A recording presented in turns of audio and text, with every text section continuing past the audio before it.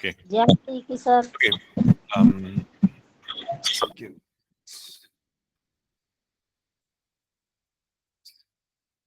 Okay. Why don't we just pray and get started, right?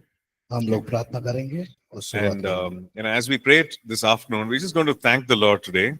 और हम जब प्रार्थना करते हैं तो हम प्रभु को पहले धन्यवाद करें We're going to thank the Lord for all that He's done for us on the cross. और जो कुछ प्रभु यीशु मसीह ने हमारे लिए क्रूस पर किया उसके लिए हम प्रभु को धन्यवाद करें। And based on what we learned yesterday, the scriptures that we studied yesterday, we're going to thank the Lord. और उस बात के लिए भी धन्यवाद करेंगे कि कल के दिन हमने जो वचनों को सीखा And based on what we learned yesterday, we saw that we are in a covenant relationship with God, and so we are recipients of covenant blessings. और हमने ये इस बात को भी सीखा कि परमेश्वर की उस जो वाचा के द्वारा हम जो उसके आशीष को पाते हैं और उस विषय के लिए भी हम प्रार्थना So करें। first of all, let's begin to thank the Lord for the covenant blessings. और सबसे पहले हम उन वाचा के द्वारा हमने जो आशीष को पाई है उसके लिए हम प्रभु पहले धन्यवाद Maybe करेंगे। we've never ever thanked Him for that. So today, this afternoon, let's thank the Lord for that. और हो सकता है हमने बीते दिनों में धन्यवाद नहीं दिए होंगे और आइए फिर इस समय हम प्रभु को धन्यवाद देकर प्रभु की महिमा करें। Just tell the Lord, Lord, I thank you that I'm in a covenant with you. प्रभु हम और इस प्रकार कहें, प्रभु हम आपको धन्यवाद करते हैं जो आपने हमें वाचा को दिया, प्रतिज्ञाओं को दिया। I thank you, Lord, because of that covenant, I have received so many blessings. और उस वाचा के कारण मैंने बहुत सारी आशीष को पाया है।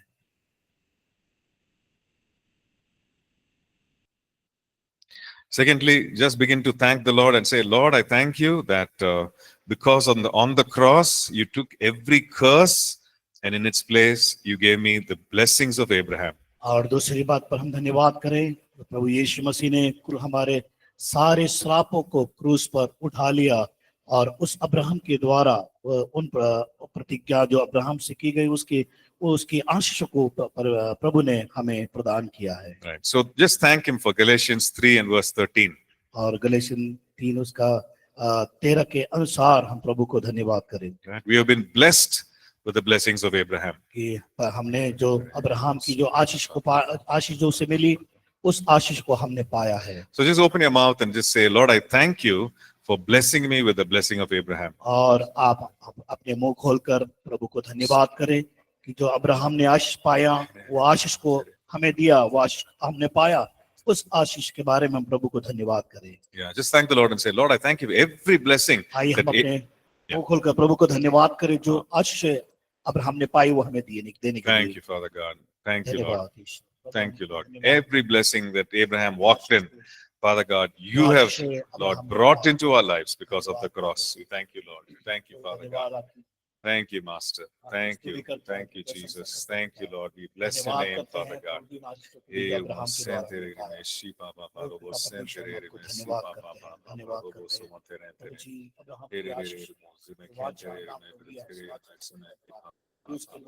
Thank you, Father God. Yes, Lord. Yes, Father God. Yes, Lord. Oh,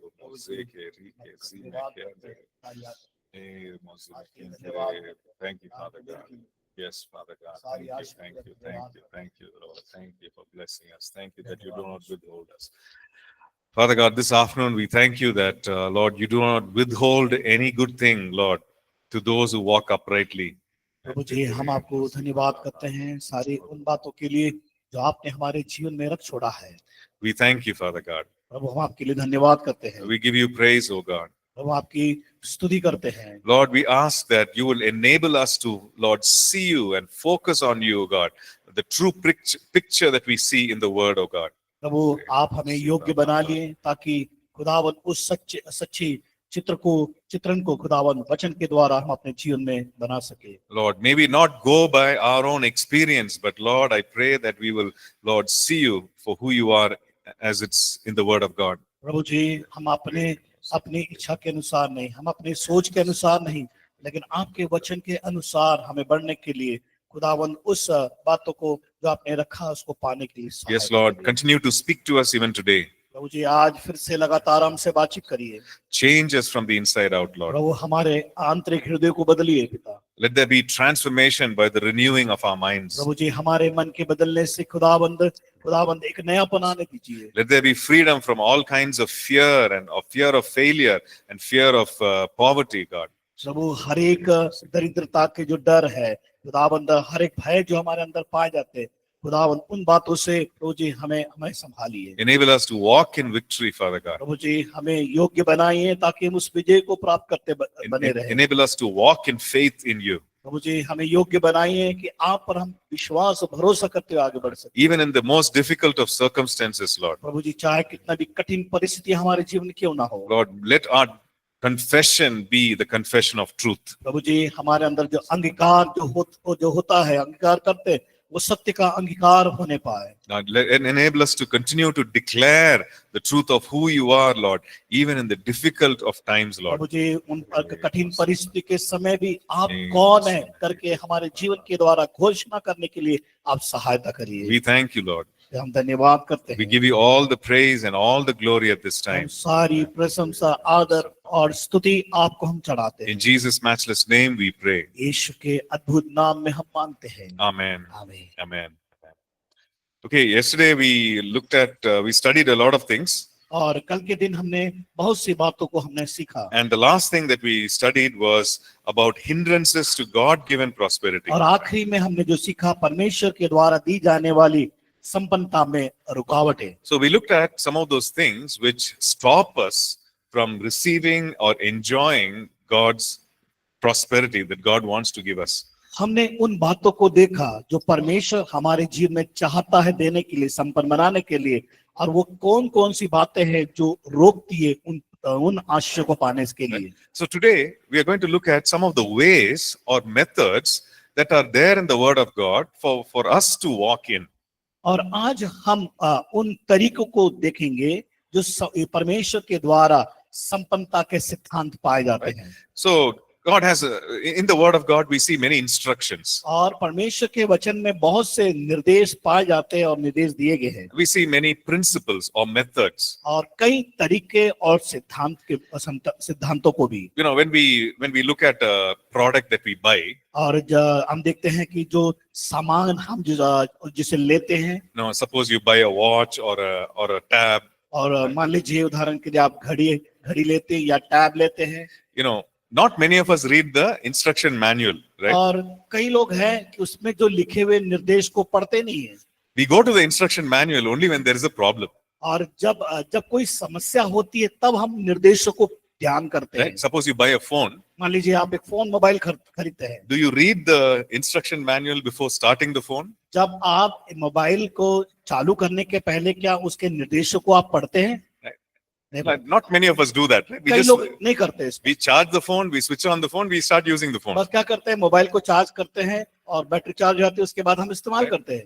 But when you go to the instruction manual, जब आप उसके निर्देश जो होते हैं उसमें जब हम जाएंगे, there are some instructions for special features in the phone that we don't know of. और कई ऐसी बातें जिसके मोबाइल के अंदर जो फीचर्स पाए जाते हैं उसके बारे में हमें जानकारी नहीं होती हमें, And तो नई बातें हैं। yeah, and only when we read it, we realize, oh, I can do this also with my phone. और जब हम उसको बाद में जब पढ़ते हैं तब हमें एहसास होता, अरे ये तो हमें मालूम नहीं था ये चीज इसके अंदर है करके। And some people who have read it will make videos and put it on YouTube saying, okay, these are some things that you can do with your phone. और कई लोग क्या करते हैं, उस निर्देशों को पढ़ते हैं और उसका वीडियो बनाते हैं और डालते हैं, हाँ ये चीजें इसके अंदर पाई जाती है। And also, if there are some problems with the phone, then the instruction manual tells you how to set right the problem. और मान लीजिए उस मोबाइल के अंदर कोई समस्या आ जाती, कोई परेशानी हो जाती है, तो क्या होता है कि हम उस निर्देश को देख पढ़ते हैं, उसके अनुसार उसको हम सुधारने का प्रयास करते हैं। So God's word is like that instruction manual. और इसी प्रकार परमेश्वर का वचन जो है हमें एक निर्देश के रूप में हमारे पास पाया जाता है। Like He has created us, उसने हमें बनाया, so He gives the instruction manual, और उसने हमें उस निर्देश सूची को हमें दिया,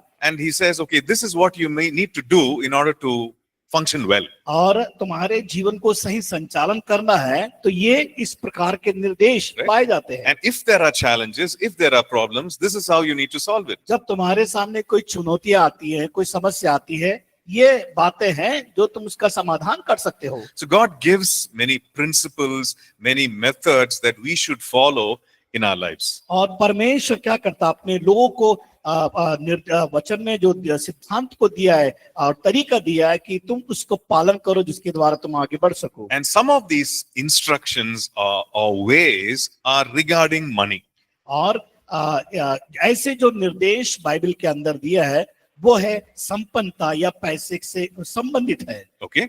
So let's say you are a believer, you are a good believer, आप कहें इस प्रकार कि आप एक अच्छे विश्वासी हैं, you are dedicating your life to God, आपने परमेश्वर के लिए जीवन को समर्पित किया है and God calls you to be a working professional or a businessman. और परमेश्वर ने बुलाया है कि एक विशेष व्यापार व्यवसाय करने वाले और कार्य करने के लिए। So you say, you dedicate your business, you dedicate your work to God. और आप इस प्रकार कह सकते हैं कि उस जो व्यवसाय है जो काम है उसके लिए मैं समर्पित हुए समर्पण करना चाहता You हूँ। say, I thank you, Lord, for this business. I thank you for the work that you've given me. I dedicate it to you and I want to live for you. और प्रभु को हम धन्यवाद करें कि हाँ ये काम के लिए मैं इस कार्य को प्रारंभ करना चाहता हूँ और आपके लिए ये काम को मैं समर्पित करता हूँ और मेरे जीवन को भी समर्पित करता हूँ। So you're happy. You're very happy. I've dedicated my work to God. जब आप समर्पण करते हैं काम के लिए, परमेश्वर काम के लिए, तो हम बड़े खुश हो जाते हैं। Okay, then you start working. और आप उसके बाद कार्य को प्रारंभ करते हैं। Let's say your business is the milk business. और उदाहरण के लिए आपका दूध का व्यवसाय।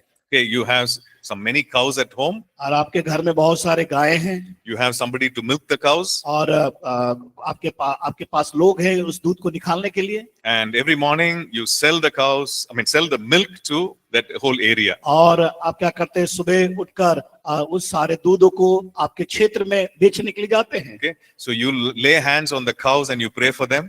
और आप अपने गायों के ऊपर हाथ रखकर उनके लिए प्रार्थना कर सकते हैं। You pray for the entire team that works with you. और जो आपके साथ टीम काम कर रही है उनके लिए प्रार्थना कर सकते हैं। And you start to do the business. और आप आपके व्यवसाय को उस कार्य को शुरू कर सकते हैं।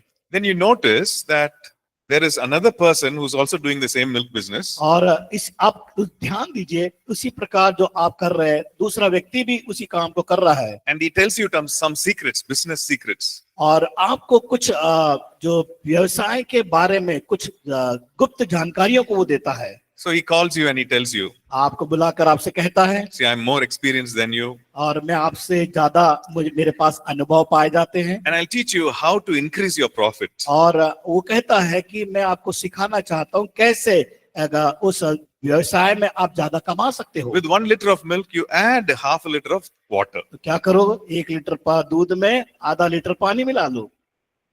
It's a secret, business secret. ये धंधे का एक रहस्य है। Everybody does it. सब लोग करते हैं, You also do it. आप भी करो। Okay. So what do? आप क्या करेंगे? You're in you're in a conflict. You're in confusion. आप सोच में पड़ जाएंगे, Should I do it or should I not? क्या मैं इसको करूं या ना करूं? This person who came and gave me this advice is also a good believer. और ये जो व्यक्ति मुझे आकर निर्देश दिया है, बताया, समझाया, वो भी एक विश्वासी है। He gives a lot of money to the church and ministry. और वो क्या करता, बहुत सारे पैसों को सेवकाई के लिए कलीसिया में देता है। So what he says must be true. और ये जो कह रहा है वो सत्य है, सच्चाई है इसमें। So instead of adding half liter water, I'll add 1 liter water. तो क्या करता है, वो आधा लीटर मिलाता है, तो दूध में मैं 1 लीटर पानी मिलाऊंगा। So the way that we do the business changes. और जो व्यवसाय या धंधा करने का तरीका है वो बदल जाता है। We are doing business according to the way of the world. हम काम तो कर रहे हैं, व्यवसाय कर रहे हैं, लेकिन काम करने का तरीका यहाँ पर बदल जाता है। We have forgotten that God leads us in paths of righteousness for his own name's sake. हम उन बातों को भूल जाते हैं कि वो अपने धर्म के मार्ग में हमारी अगुवाई करता है परमेश्वर। Because when somebody asks, the milk seems to be little diluted. Are you adding water? You say, no. It is very pure, good milk. और जब कोई व्यक्ति लेने के लिए आता है और वो पूछता है कि यार इसमें कुछ मिला हुआ, नहीं, ये केवल इसमें कुछ भी नहीं है, कोई पानी नहीं मिला, ये अच्छा दूध करके हम बताते हैं। Sometimes, so we have forgotten that the Lord Jesus said, I am the way, the truth and the life. और कई बार हम भूल जाते हैं कि परमेश्वर ने कहा कि मार्ग, सत्य और जीवन वही है करके। So the principle or the way that we are using to do business has changed and not according to the word of God. कई बार हम अपने जो काम करते हैं वो जो तरीका, जो सिद्धांत है वो गलत होता है, लेकिन वो परमेश्वर के वचन के आधार पर नहीं होता है। If we want divine prosperity, अगर हम ईश्वरीय संपन्नता को अपने जीवन में चाहते हैं according to the word of God, परमेश्वर के वचन के अनुसार, if we want God to do supernatural things in our business, और परमेश्वर हमारे जो व्यवसाय में अलौकिक कार्य को अगर वो करवाना चाहता है या करना चाहता है, तो then we need to work according to biblical principles. तो हमें क्या करना होगा? परमेश्वर के वचन के सिद्धांत के अनुसार हमें करना होगा। Right? There will always be temptations. और हम देखते हैं हमारे सामने हमेशा परीक्षाएं आती हैं, There will always be temptations to take some shortcuts. और जो परीक्षाएं आती हैं तो हम एक सकरा रास्तों को हम ढूंढने का प्रयास करते हैं। There will always be some kind of pressure to do some wrong thing. और कई बार ऐसे हमारे जीवन में दबाव आते हैं वो गलत कार्य को करने के लिए, But we need to make a choice to लेकिन- work according to biblical लेकिन principles. हमें इन बात को चुनना है जो परमेश्वर के सिद्धांत या तरीके के अनुसार होता है। Okay, so that is something that is very, very important, और ये बहुत ही महत्वपूर्ण हमारे लिए है, right?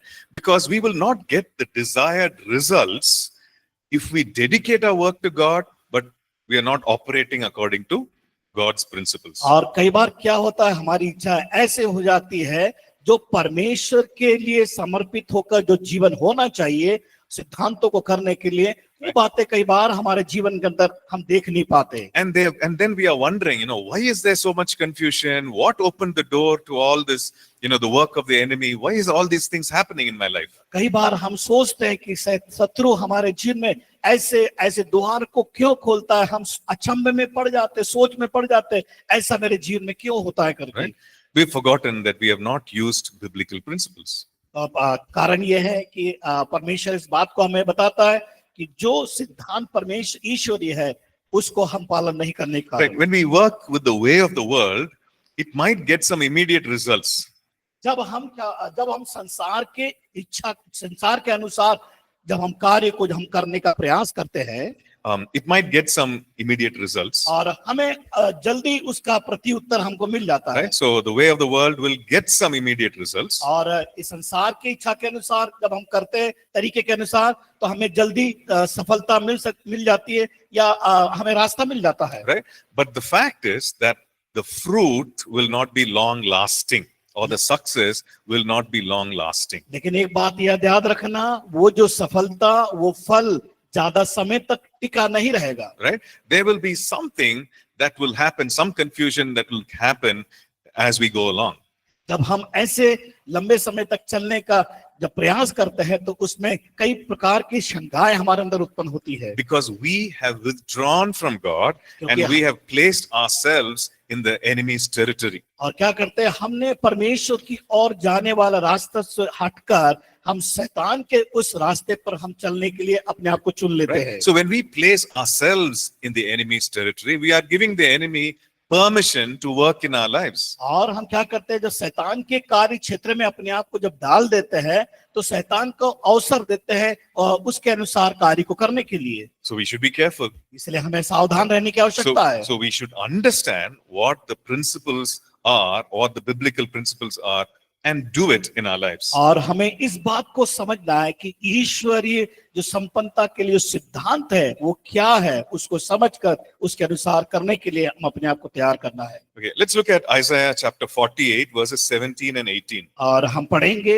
यशायाह की पुस्तक उसका 48 अध्याय और उसका 17 और 18 पद को। Now, this is a wonderful verse where God says, I am your Lord and I teach you to profit. और यहाँ पर इस प्रकार लिखा गया है कि यहोवा जो तेरा छुड़ाने वाला इस्राएल का पवित्र है, वो यूं कहता है, मैं ही तेरा परमेश्वर यहोवा हूँ, जो तुझे तेरे लाभ के लिए शिक्षा देता हूँ और जिस मार्ग से तुझे जाना है उसी मार्ग पर तुझे ले चलता हूँ। Right? So the Lord is very clear. He's saying, I am the Lord your God. और वो यहाँ पर स्पष्ट है कि मैं तुम्हारा परमेश्वर हूँ। And he's described as the Holy One of Israel. और वो कहता है कि मैं छुड़ाने वाला इस्राएल का पवित्र परमेश्वर हूँ। Right? And so he teaches us to benefit. और वो हमें सिखाता है कि हम अपने जीवन के अंदर लाभ को पा सके। So this is a promise that we can actually read, we can declare over our lives and say, Lord, I thank you that you teach me to profit or और, benefit. और ये प्रतिज्ञा को हम अपने जीवन के अंदर लेकर प्रतिज्ञा को कहे कि ताकि परमेश्वर के उस संपन्नता, परमेश्वर जो हमें संपन्न बनाना चाहता है और उसके द्वारा हम लाभान्वित हो सके। Right. So what does it mean to profit from something? और हम इस बात को समझेंगे कि वो कौन सी लाभ देने वाली चीज है जो हमारे लिए जरूरी है। Right. So what does it mean to profit? It means to be successful. और इसका मतलब क्या है, ये सफल होना या Right. लाभ को पाना। Right? It means to, when you look at in financial terms, what is profit? It is something that is left over after all your bills are paid. और यहाँ पर लाभान्वित होना या सफलता को पाने का मतलब यह है कि जो कुछ आपने इकट्ठा किया, उसको इकट्ठा किया, उससे जो बचा उससे उसमें से इकट्ठा जो किया गया उसमें से जो बचा हुआ चीज है हमारे लिए लाभ के कारण। Right. So if you're doing milk business, maybe you paid all your workers, you paid the bills for the feed for the cows, and all that is paid. उदाहरण के लिए अगर आप दूध को बेचते हैं, दूध बेचने के बाद आप क्या करते हैं, आपके कर्मचारी को तनख्वाह देते हैं और जो भी खर्चा हुआ उसमें लगा देते हैं। जो बिल है, बिल का भी चुकता करने के बाद जो पैसा बचता है, Right. वो है आपका लाभ। So that is the benefit, that is the profit. वो है आपका लाभ। And so here scripture says, the Lord is promising and he's saying, I'm the one who teaches you to profit. और परमेश्वर का वचन भी हमें बताता है और कहता है कि मैं तुझे तेरे लाभ के लिए शिक्षा देता हूँ। Right? So we studied right at the beginning when we learned about the Holy Spirit, that God's Holy Spirit teaches us the words of the Lord Jesus, but not only that, but he anoints us for many other things. और हमने पिछले समय में पढ़ा कि पवित्र आत्मा जब हमारे जीवन में आता है और क्या करता है, हमें सिखाता है हम दूसरों के लिए आशीष का कारण बनने के लिए। Right?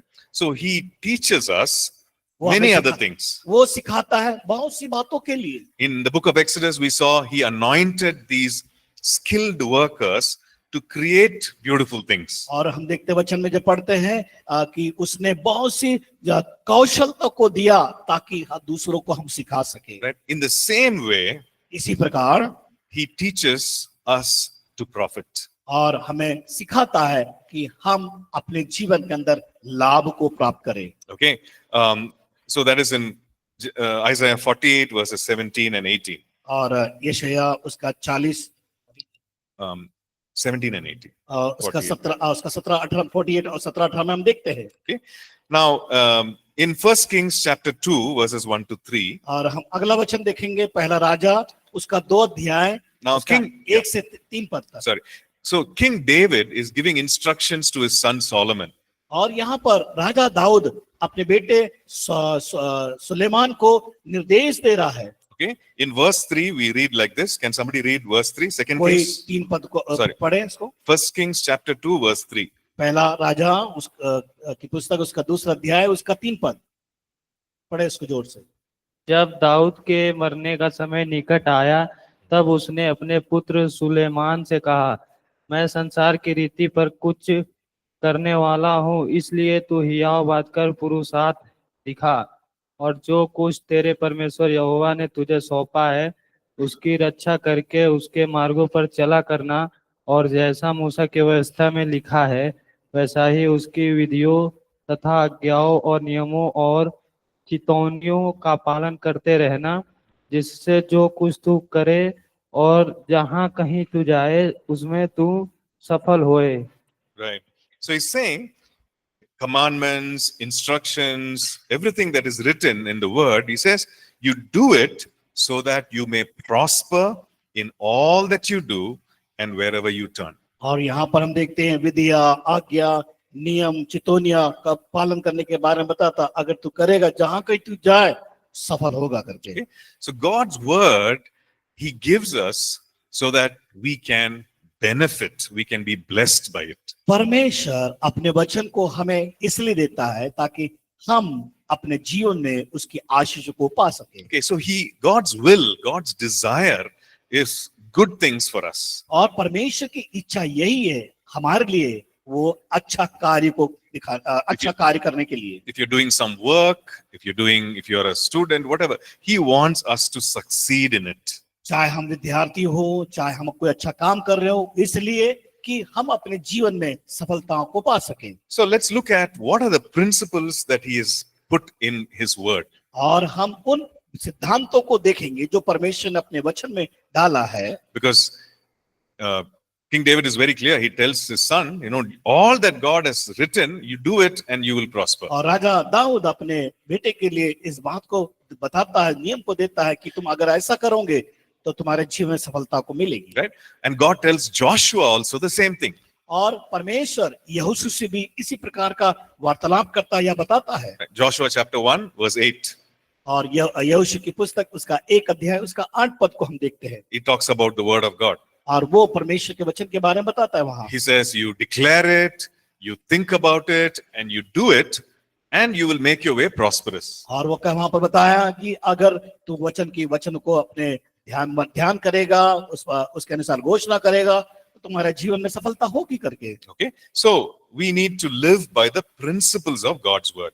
हमें किस प्रकार जीवन जीना है? हमें परमेश्वर के वचन के सिद्धांत के अनुसार जीवन को व्यतीत करना है। Okay, so even in business, चाहे हमारे व्यवसाय में हो, in everything that we work or do, और जो कुछ हम कार्य करते हैं उन सारी बातों में follow the principles of God's word. हम क्या करें? परमेश्वर के सिद्धांतों को माने या उसको अपनाएं अपने जीवन के अंदर। Right? But you might say, you know, I'm not a businessman. I'm just working in the house. I'm doing some ordinary things. No problem. अगर आप कहते हैं कि नहीं, मैं व्यवसाय नहीं करता, मैं एक साधारण व्यक्ति हूँ, उसके लिए कोई गलत बात नहीं है। Right? In everything that you do, जो follow कुछ God's word. जो कुछ हम कार्य करते हैं, हम परमेश्वर का अनुसरण करें। Right? In other words, in all that we do in life, let's put God first in our lives. जो कुछ हम अपने जीवन में कार्य करते हैं, सबसे पहला हम परमेश्वर को स्थान देना या पहला महत्व उसको देना है। The Lord Jesus taught his disciples like this. और प्रभु यीशु मसीह ने अपने चेलों से इस प्रकार कहा। Matthew chapter 6 मत्ती सुसमाचार उसका 6 अध्याय में and verse 33. उसका 33वां पद में He said, seek first the kingdom of God and his righteousness. और वहां पर बताता है कि पहले उसके धर्म और राज की खोज करो। Okay, so what does it mean to seek first the kingdom of God? इसका मतलब क्या है कि पहले उसके धर्म और राज की खोज करना। Okay, what is the kingdom? उसका राज्य क्या है? Anyone? What is the ये kingdom? बता सकते हैं राज्य क्या है? What is the kingdom? राज्य क्या है परमेश्वर का? Sorry, क्या बोले? नहीं, kingdom मतलब क्या है? Kingdom परमेश्वर का राज्य क्या है? राज्य क्या है? राज्य के बारे में वो क्या है? राज राज्य क्या मतलब है? क्या है?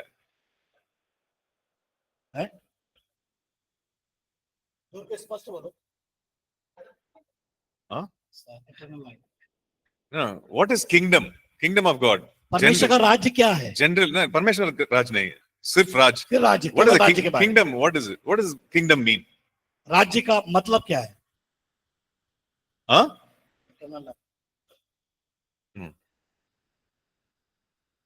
When you say, I'm the king of a kingdom, और आप कहते हैं कि मैं उस राजा के राज्य का हूं मैं। right? So we say, pastor is the king of a kingdom. और जैसे पास्टर उस राजा के राज्य के हैं। What is the kingdom? राज्य क्या है? Huh? People. Okay, which means log, or it also means उसका a और दूसरा मतलब place. स्थान। Right? राज्य बोले तो स्थान, Yes, जैसे छत्तीसगढ़ राज्य है, right. स्थान। Let's say pastor is the king of MP. और उदाहरण के लिए पास्टर डैनी मध्य प्रदेश के राजा है। So entire state, he's the king. तो पूरे उस राज्य के वो राजा है। So when you say kingdom, जब आप राज्य कहते हैं, it is the realm or boundary where the king rules. और वो जो क्षेत्र होता है जहां पर एक राजा राज्य करता है। Right? A kingdom is the realm of the king. और वो जो क्षेत्र है जहां पर राजा राज्य करता है। So here the Lord Jesus is saying, seek first the kingdom of God. और यहाँ प्रभु यीशु मसीह भी इस बात को बता रहा है, पहले उसके धर्म Right. और राज्य की खोज करो, उसके So- राज्य की खोज करो। So how do we seek first his kingdom? कैसे उसके राज्य की हम खोज कर सकते हैं? So what the Lord is saying is, seek the rule and reign of the king. और वो इस बात बता रहा है कि जो उस राजा के राज्य के बारे में जो जो राज्य करता है उसकी खोज करना है। Right? Seek his rule and reign. उसकी खोज करना है जो वो राज्य करता है और जहां पर उसके नियम है। Invite his rule and reign. उसके जो राज्य है उसका नियम कायदे को सिद्धांतों को अपने जीवन में अपनाने के लिए। Right? So in our own lives, we need to invite his rule and his reign. और हमें उसका राज्य और उसके नियम को अपने जीवन में अपनाने के लिए, उसको लाने के लिए। Right? Do we understand that? समझ गए आप लोग? Right? So in everything that we do, we're saying, Lord, you rule, you reign over me. और हम हमेशा कहते हैं कि प्रभु आपका राज्य मेरे जीवन में आया, आप मुझ पे राज्य करें। Right? If I'm at home, Lord, you rule and you reign over me. हम घर पे हो तभी हम कहते हैं परमेश्वर प्रभु आपका राज्य मेरे जीवन में होने पाए, आप मुझ पर आपका अधिकार होने पाए। Right? In the ministry that I do, Lord, you rule and reign over me. चाहे मेरी सेवकाई में हो, आपका उस सेवकाई में भी आपका राज्य और आपका नियम सिद्धांत मेरे जीवन में हो। So the Lord is saying, seek first the kingdom of God and his righteousness. और वहां पर लिखा है कि पहले उसके राज और धर्म की खोज करो। And righteousness is the right thing, doing the right thing. धार्मिकता का मतलब यह है कि सही कामों को करना, Doing the right thing in God's eyes. परमेश्वर के दृष्टि में सही कामों को करना। Doing what is right according to the word of God. और हमें उन कार्य को करना जो परमेश्वर के वचन के अनुसार है। Right? So the Lord is saying, seek first the kingdom of God, rule and reign. इसलिए परमेश्वर का वचन कहता है कि पहले उसके राज्य की खोज करो ताकि सही राज्य हमारे जीवन में हो सके। And he says, seek the righteousness of God every और time. फिर वो बताता है उसके धर्म की खोज करो। And then he says, and all these things shall be added to you. और अगर ये सारी बातें तुम्हारे जीवन में जोड़ दी जाएगी, बताता है। What are those things that he's saying? और वो कौन सी बातें हैं जो हमें बताती है? Right? He's talking about our basic needs. और Right? वहां पर हमारे जो दैनिक जीवन की जो जरूरत है उसके बारे में बता रहा है। He's talking about food and clothing and shelter. He's talking about some very basic things. और ये जो हमारे लिए एक जो आम सामान्य बात है जो हमें जरूरी है, भोजन के बारे में, कपड़े के बारे में और रहने की व्यवस्था के बारे में। And these are things that we need in life. और ये सारी बातें हमारे जीवन में बहुत जरूरी है। And the Lord knows that we need these things. और परमेश्वर जानता है इन चीजों की आवश्यकता है हमारे जीवन में। Right? And in that chapter, the Lord says, don't worry about these things. और उस अध्याय में हम उस वचन में हम पढ़ते हैं परमेश्वर प्रभु वहां पर कहता है कि इन बातों की तुम्हें चिंता करने की आवश्यकता नहीं है। You can read again, verses 25 to 33 in Matthew chapter 6. मत्ती 6 अध्याय उसका 25 से जब हम उन 33 पदों को जब हम वहां तक पढ़ते हैं, So he's saying, don't worry about these things. कहता कि इन बातों की चिंता ना करना। So because he says, don't worry about these things, और जब तुम इस बात की चिंता को ना करना, some people understand it as, I will not work towards these things. और कई लोग क्या सोचते हैं कि ठीक है इन चीजों के लिए मुझे काम नहीं करना, ऐसा सोच लोगों का होता है। Right? I will not work for these things. मैं इन कामों के लिए मुझे इन चीजों के लिए मुझे कोई काम नहीं करना। So the Lord didn't say, don't work. परमेश्वर ऐसा नहीं कहता वहां पर कि काम नहीं करने के The बारे में। Lord said, don't worry. वो बोलता है काम के करने के बारे में नहीं, वो चिंता करने के बारे में बोलता है। And he says, seek the kingdom. तो क्या करना है, तुम्हें उसके राज्य की खोज करना है। You might be in full-time ministry or you might be working and ministering, but seek the kingdom. हो सकता है आप पूर्णकालीन सेवकाई में होते पाए जाते हैं या कोई सेवकाई को कर रहे हैं, तो वहां ये बताता है कि पहले उसके राज की खोज करना है। And seek to do the right thing in the eyes of God at all times. परमेश्वर के दृष्टि में सही कामों को करने के लिए हम खोज करें। Right? Is it easy? क्या ये आसान है? Is it easy or difficult? ये कठिन है या आसान है? कुछ तो बोलिए। The answer is very easy. ये आसान है कठिन है? Right? Is it easy or difficult? बताइए, आसान है कठिन है? What is it, sister? What are you saying? नींद में तो नहीं Difficult. लग- Okay, this sister is saying it's difficult. Uh, Right? It's ताकि difficult. बहन ने बताया कि वह कठिन है। Is it convenient or inconvenient? ये आसान है या आसान नहीं है? Huh? तो सब बोलिए आप लोग, आसान है नहीं? आसान है कि ये आसान नहीं है? Sometimes it is inconvenient, कई बार हमारे लिए वो आसानी नहीं होती, right? Can we say that sometimes it's difficult, और कई बार वो हमारे लिए कठिन होता है। right? Look at the life of Joseph. Yusuf के जीवन को देखें, He did the right thing. उसने सही काम को किया, Nobody was watching him, उसे कोई नहीं देख रहा था, but he did the right thing. लेकिन उसने सही काम को किया। But from that house, he was taken to the prison, लेकिन उस घर से उसको बंदीगृह में डाल दिया। right? He did the right thing. उसने अच्छे काम को किया, And in the prison, he continued to do the right thing. और बंदीगृह में भी उसने अच्छे कामों को अपने जीवन के द्वारा किया। But he was forgotten by the person to whom he interpreted the dreams, a fellow prisoner, right? और उस बात को भी वो भूल गया कि जो एक व्यक्ति जो बंदीगृह में था, उसके स्वप्न को जो उसने व्याख्या किया। So doing the right thing doesn't mean that it will always be comfortable, that it will always be easy. और इस बात को समझे, जब आप अच्छे कामों को करते हैं, ये समझना है कई बार वो आसान नहीं होता और कई बार आसान भी हो जाता है। But if we make up our minds, लेकिन जब हम अपने मन में जब ठान लेते हैं, if we decide, और हम निर्णय ले लेते हैं saying, I will do the right thing no matter what, और कोई भी बात होने दे, मुझे अपने मन में ठान लेते हैं कि मुझे इस काम को करना है, सही काम को करना है, right?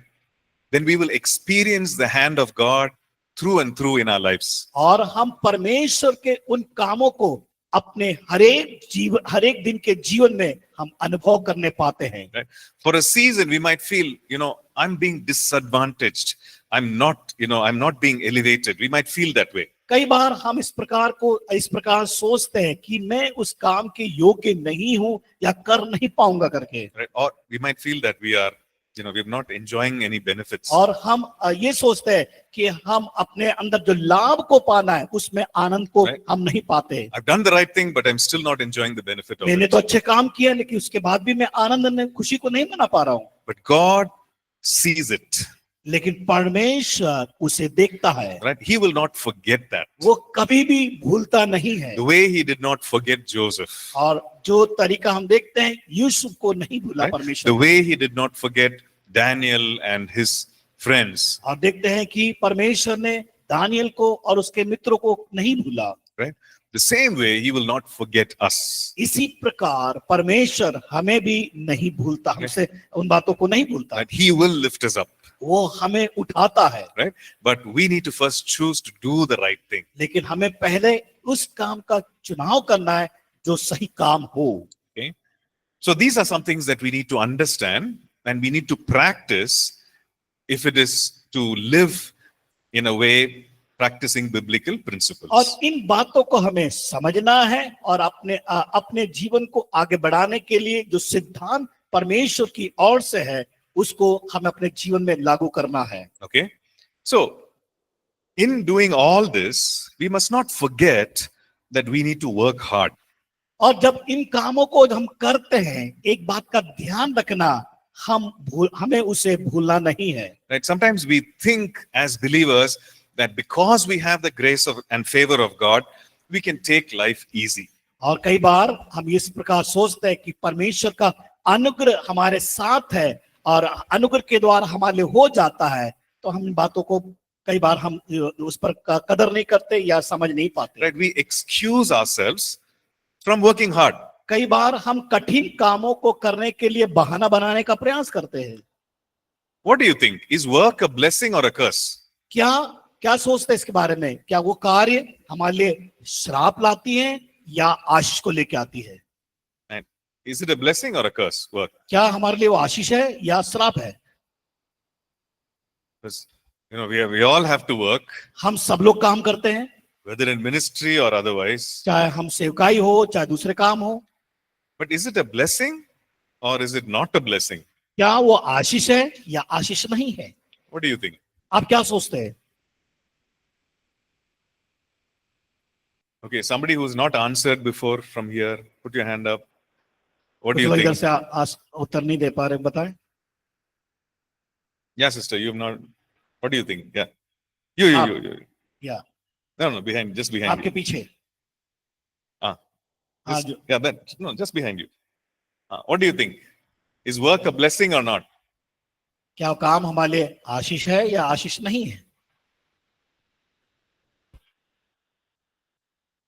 Give some answer.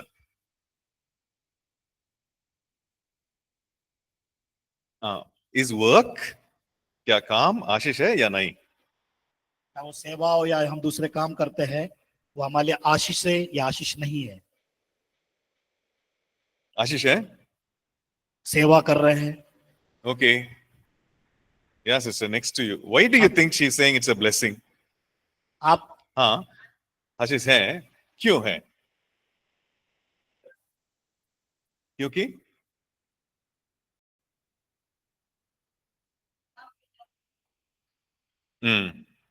okay. If we go back to the beginning, right at the start, और हम वापस हम जो शुरुआत में जाते हैं, that is when man disobeyed God and the curse came in.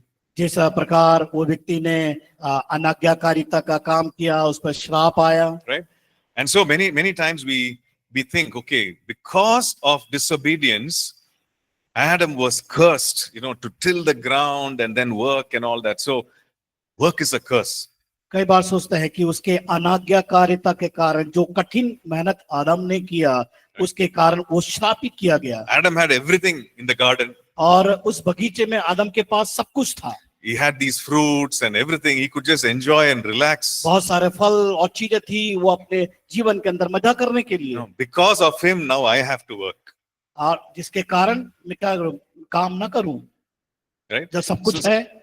Right? Sometimes we think like that. कई बार हम सोचते हैं कि हमारे पास सब कुछ, अब काम करने की आवश्यकता नहीं। Right? But actually, if you go to Genesis chapter 2, लेकिन जब उत्पत्ति की पुस्तक उसका 2 अध्याय में जब पढ़ते हैं, and if you look at verse 15, और उसका 15 पद को हम देखते हैं, right? It says that even before the fall, God created man and he put man there to take care of the garden. और वहां पर हम देखते हैं कि परमेश्वर ने आदम को बनाने के पहले परमेश्वर ने उस वाटिका को तैयार किया। It says, then the Lord God took the man and put him in the Garden of Eden to tend and to keep it. और हम 15 पद में हम इस प्रकार देखते हैं, तब यहोवा परमेश्वर ने आदम को लेकर अदन की वाटिका में रख दिया कि वह उसमें काम करे और उसकी रक्षा करे। Okay, so he had not yet fallen. He had not yet disobeyed God. अभी यहाँ पर देखते हैं कि आदम यहाँ पर अनाज्ञाकारिता का काम नहीं किया। Right? He had not yet obeyed the instruction of Satan. It was before that. और यहाँ ये शैतान के उसने आज्ञा का पालन नहीं किया, उसके पहले की बात है। Before that, God gives him the instruction to tend the garden and to keep it. ये पाप में गिरने के पहले परमेश्वर ने आदम को निर्देश दिया कि तुम इस वाटिका की रक्षा करना, उसकी देखभाल करना। So what is God saying? God saying, Adam, you work in the garden. और क्या आदम से कहता है कि तुम यहाँ पर काम को करना, You attend to what needs to be done and you protect and guard the garden. और जो कुछ यहाँ पर लगाया गया है उसकी तू रक्षा करना, उसकी देखभाल करना। Okay, so God instituted work. परमेश्वर ने उसको निर्देश दिया उस काम को करने के लिए। And so work is a good thing. काम एक अच्छी बात है। Okay, can you tell yourself work is a good thing? आप अपने आप से कहें कि काम अच्छी बात है। Okay, because everyone will say, I want to just not work. I just want to relax, put my feet up, go on a holiday every time. कई बार इस प्रकार लोग कहते हैं कि मुझे कोई काम नहीं करना, आराम करना, मैं छुट्टी मनाऊंगा करके। But work is a good thing. लेकिन काम करना बहुत अच्छी बात है। Because who designed work? God designed work. काम किसने बनाया? काम परमेश्वर ने बना के दिया है। Because of the fall of man,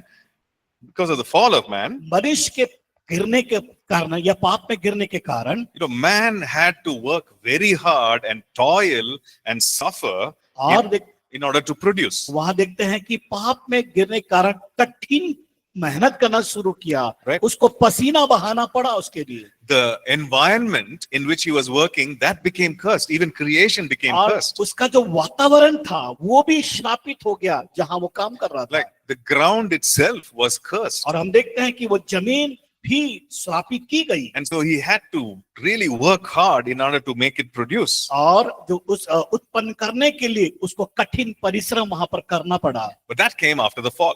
वो कठिन परिश्रम कब हुआ? वो पाप में गिरने के बाद।